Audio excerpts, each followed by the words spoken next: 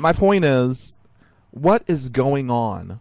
What is going on at these airports in New York City, of all places, when the special security force for Benjamin Netanyahu shows up at JFK Airport with 9mm Glock guns, says this is why we have these. They need to be here so when we get to D.C., that's fine.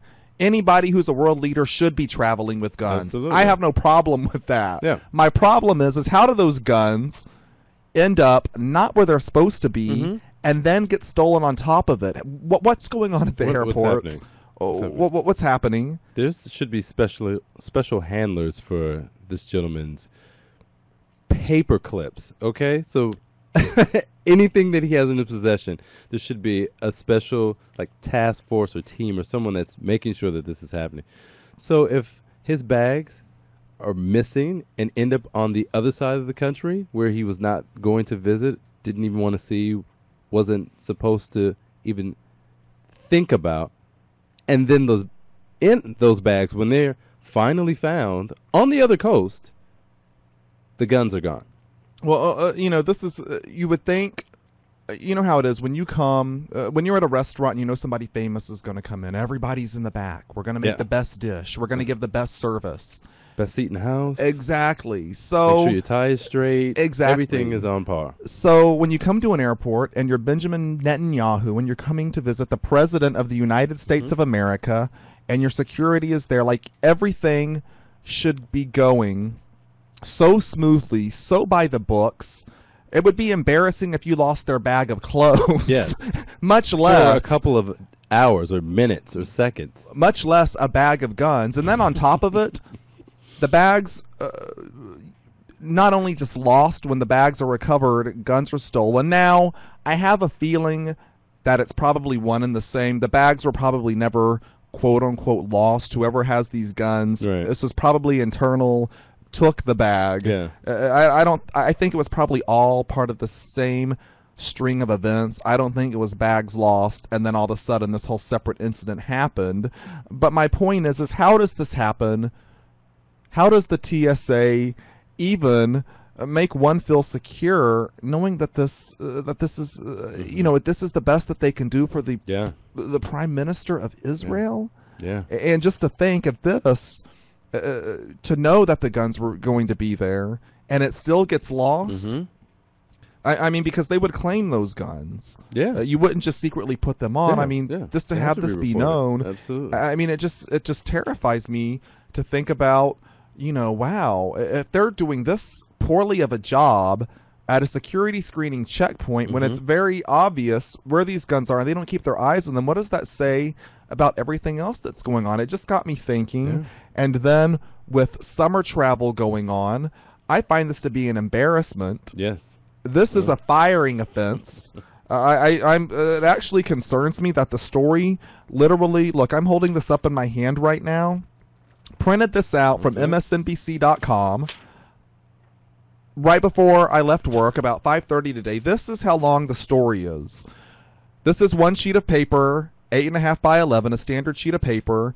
Let's cut out, this advertisement. This right here is an advertisement for proflowers.com. Hey, send me a check for that. There's a picture right here of JFK Airport. So you basically remove all of that, and then this is second page, Omaha Steaks. Don't send me a check, send me a steak. That's their ad right there. And then half of a paragraph. Half a page. So literally, you remove all of that, this nonsense, and this would basically be half of a page of a story. Yeah. And I think that this is scary.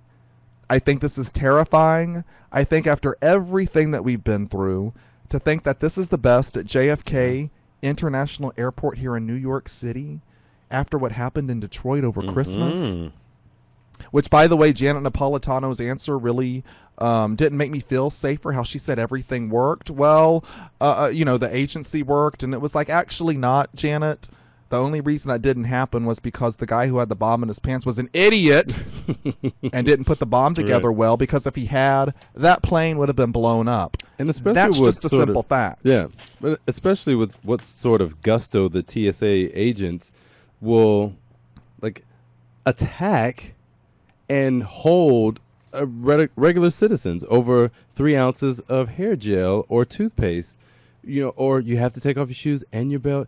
And do you have a bracelet? Do you have glasses? With that much regard that they show to everyday individuals, this, again, like we said, this is a leader of a country. It's sort of like the president of the United States going to another country. Actually, it is like the president of the United States going to another country and someone losing their bags. Exactly. Now, everybody got their pants all twisted over the Swahilis.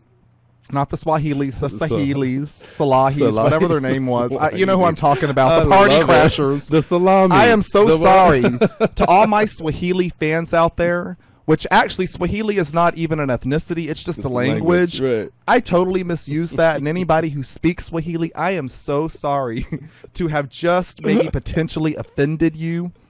The Salahis, the party crashers, we couldn't get away from that.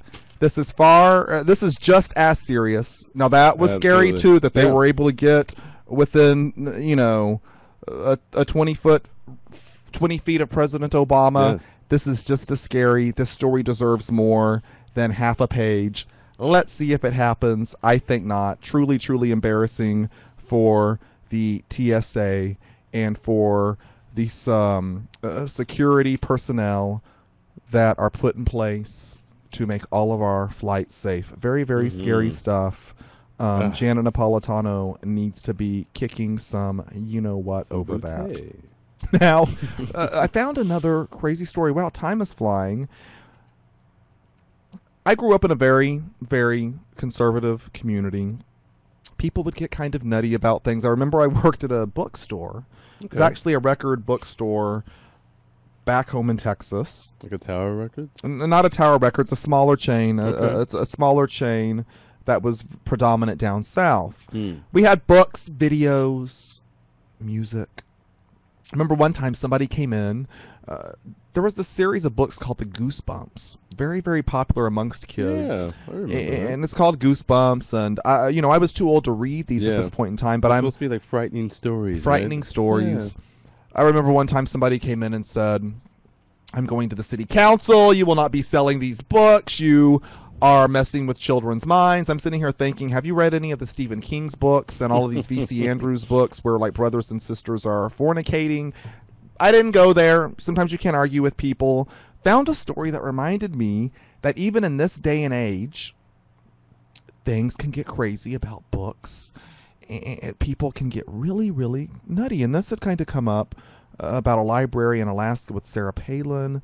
This stuff rears its head from time to time. Now, there's a very popular Japanese anime. It's called anime, which is Japanese animation. Right. Very, very, very popular. I don't watch it, but you can go to movies. I think even Disney's made some anime movies. Right. Very, very popular. They're cartoons. They're animated. And I shouldn't say cartoons, because when you hear cartoon, you think Bugs Bunny. These are Japanese animated films, but they really have some important themes. And it's very a lot of young adults like anime, and adults. Yes. It's not like, Bugs Bunny and Tasmanian Devil stuff that's going on. Some storylines there you can follow. There's some real life experience things that are happening. Exactly. Yeah. You can go to any video store, or no one goes to the video store anymore. Log on to Netflix, put in anime, ANIME. You will see a whole section, a huge, huge subsection of movies. Now, when you're in a bookstore, and again, no one goes to the bookstore anymore, when you're on Amazon.com, type in manga, MANGA, which is basically Japanese comic books. Right. Now, they're very, very popular, and they're like books. They're books. They're books. See, I got somebody excited right there. You did. Anime is a hot thing. So there are these Japanese books, which are, it's like a comic book.